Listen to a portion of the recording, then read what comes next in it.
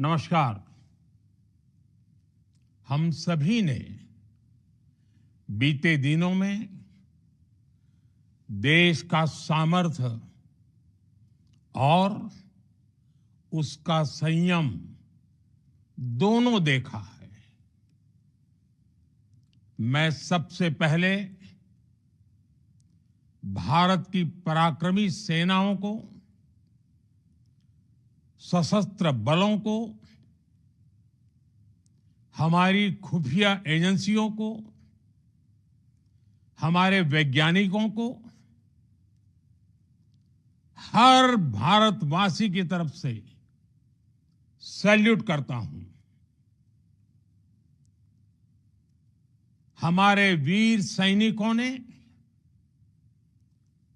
Operation सिंदूर के लक्ष्यों की प्राप्ति के लिए असीम शौर्य का प्रदर्शन किया। मैं उनकी वीरता को, उनके साहस को, उनके पराक्रम को आज समर्पित करता हूं हमारे देश की हर माता को, देश की हर बहन को और देश की हर बेटी को ये पराक्रम समर्पित करता हूं। साथियों, 22 अप्रैल को पहलगाम में आतंकवादियों ने जो बर्बरता दिखाई थी, उसने देश और दुनिया को झकझोर दिया था। छुट्टियां मना रहे निर्दोष मासूम नागरिकों को धर्म पूछकर उनके परिवार के सामने,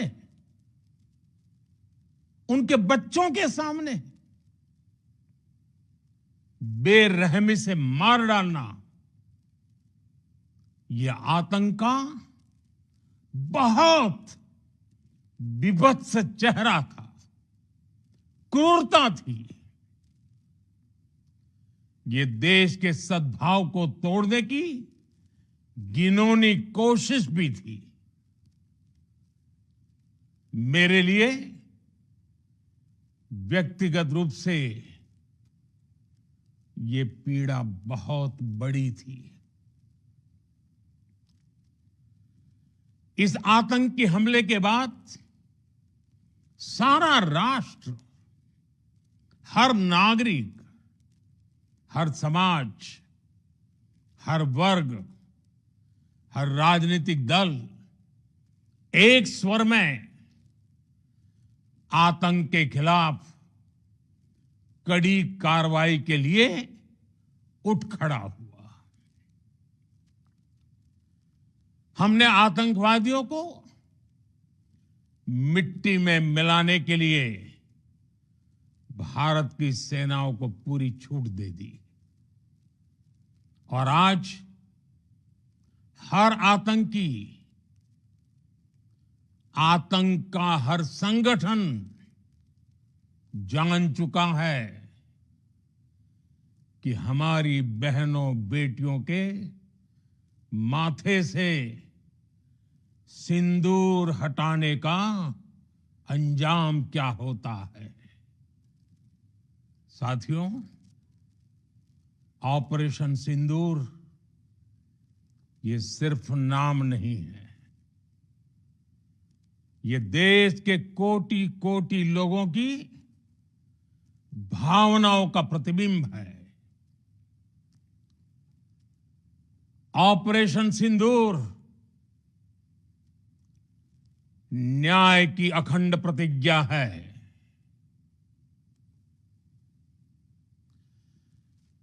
6 मई की देर रात, 7 मई की सुबह पूरी दुनिया ने इस प्रतिज्ञा को परिणाम में बदलते देखा है। भारत की सेनाओं ने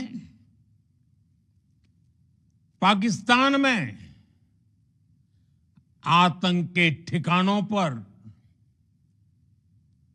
उनके ट्रेनिंग सेंटर्स पर सटीक प्रहार किया।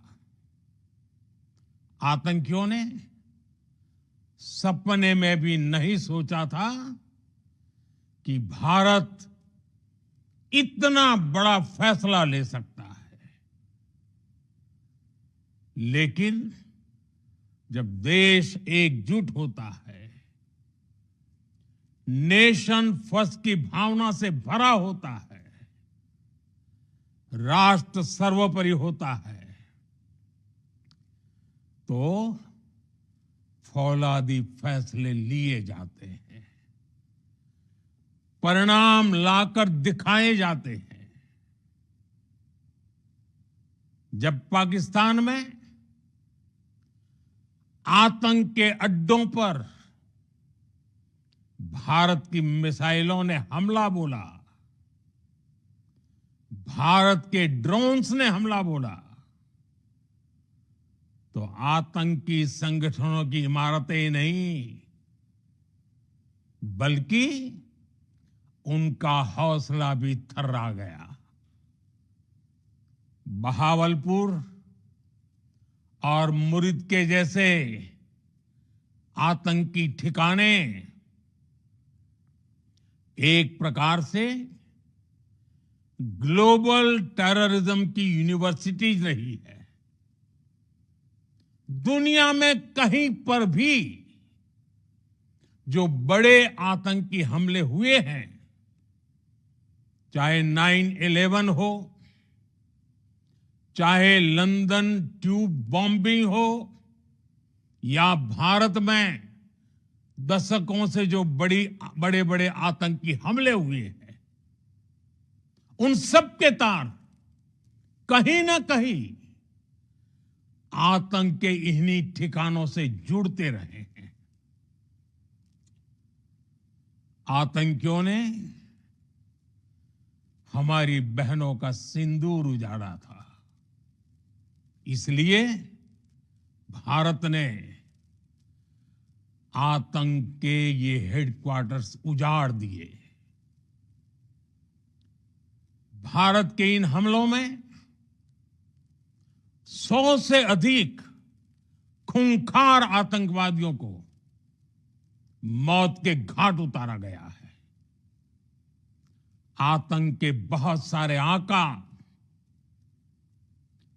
बीते 2.5-3 दशकों से खुलेआम पाकिस्तान में घूम रहे थे, जो भारत के खिलाफ साजिशें करते थे। उन्हें भारत ने एक झटके में खत्म कर दिया। साथियों, भारत की इस कार्रवाई से पाकिस्तान घोर निराशा में गिर गया था, हताशा में गिर गया था, बौखला गया था। और इसी बौखलाहट में उसने एक और दुस्साहस किया।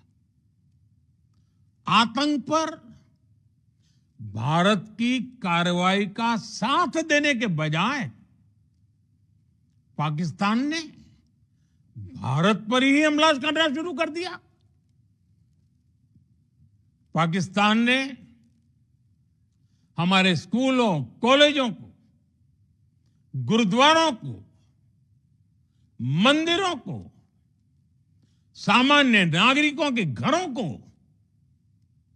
निशाना बनाया। पाकिस्तान ने हमारे सैन्य ठिकानों को निशाना बनाया। लेकिन इसमें भी पाकिस्तान खुद बेनकाब हो गया। दुनिया ने देखा कि कैसे पाकिस्तान के ड्रोन्स, पाकिस्तान की मिसाइलें भारत के सामने तिनके की तरह बिखर गई। भारत के सशक्त एयर डिफेंस सिस्टम ने उन्हें आसमान में ही नष्ट कर दिया।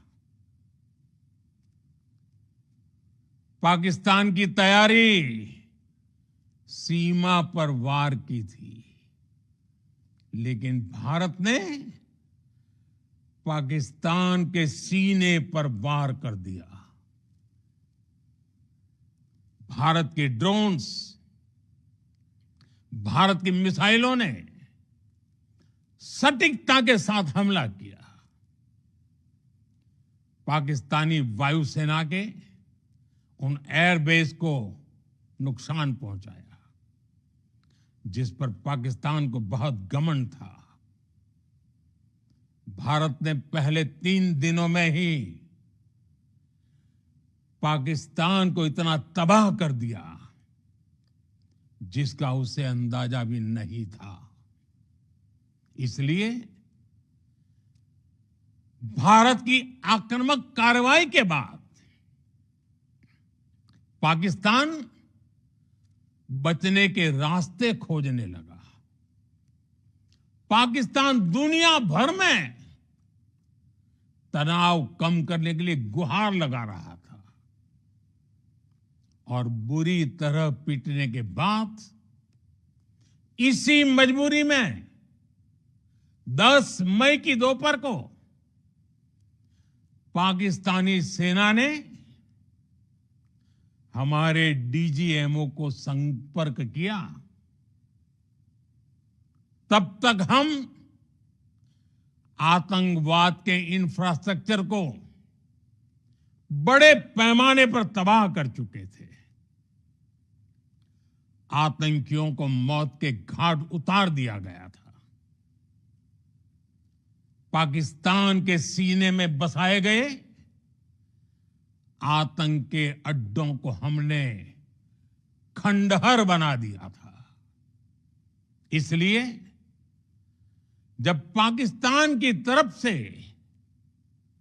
गुहार लगाई गई, पाकिस्तान की तरफ से जब ये कहा गया कि उसकी ओर से आगे कोई आतंकी गतिविधि और सैन्य दुस्साहस नहीं दिखाया जाएगा, तो भारत ने भी उस पर विचार किया।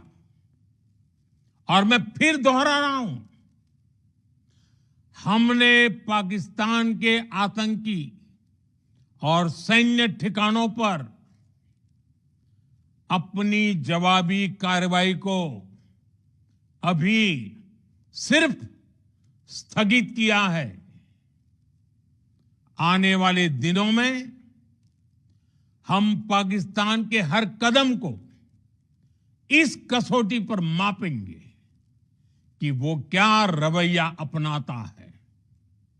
साथियों, भारत की तीनों सेनाएं, हमारी एयरफोर्स, हमारी आर्मी और हमारी नेवी,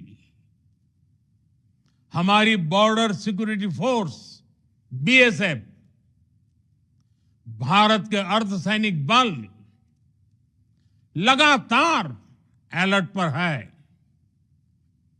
सर्जिकल स्ट्राइक और एयर स्ट्राइक के बाद अब ऑपरेशन सिंदूर आतंक के खिलाफ भारत की नीति है।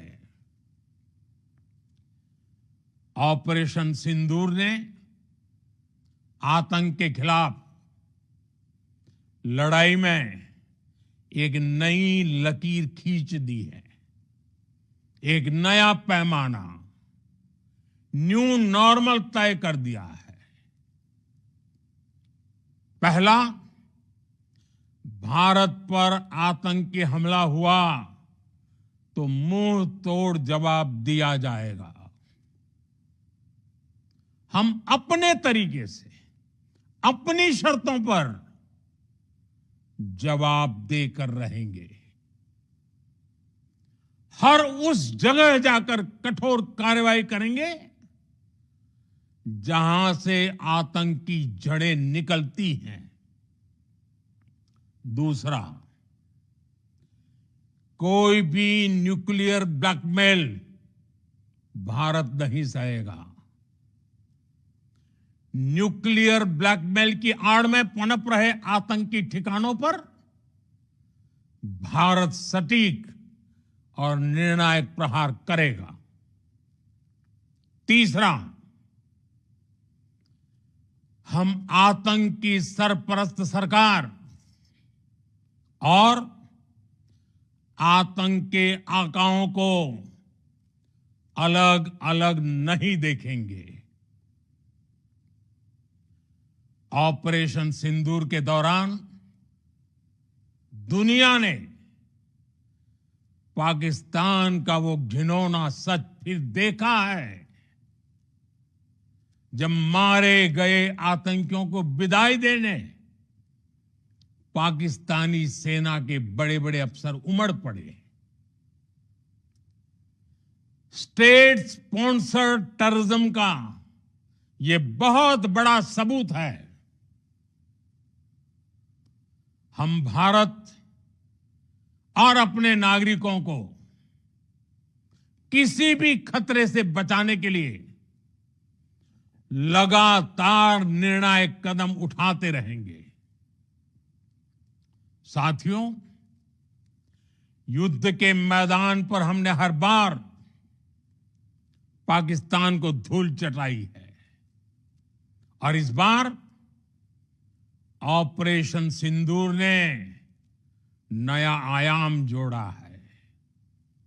हमने रेगिस्तानों और पहाड़ों में अपनी क्षमता का शानदार प्रदर्शन किया और साथ ही न्यू एज वॉरफेयर में भी अपनी श्रेष्ठता सिद्ध की। इस ऑपरेशन के दौरान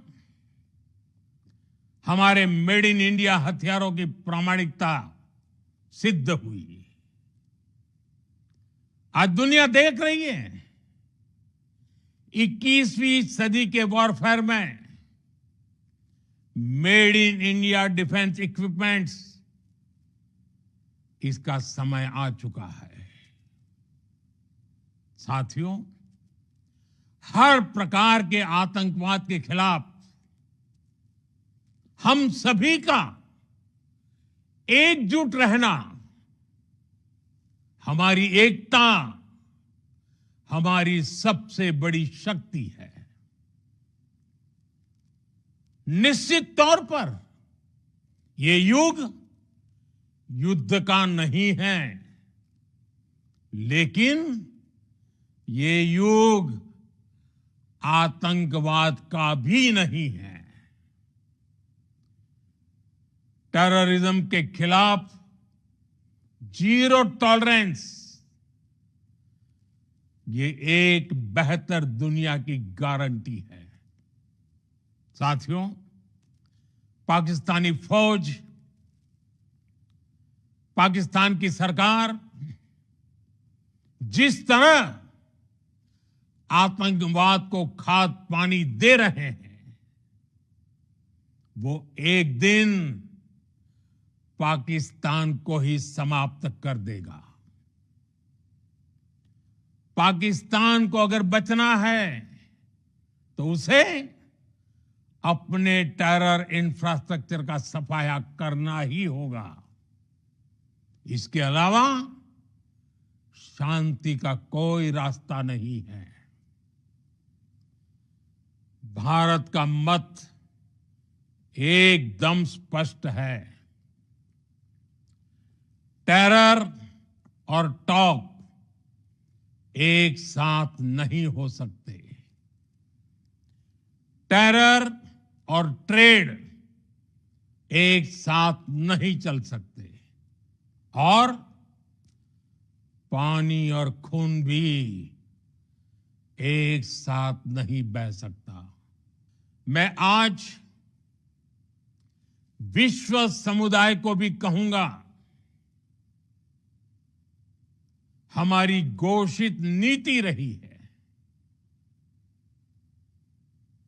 अगर पाकिस्तान से बात होगी तो टेररिज्म पर ही होगी।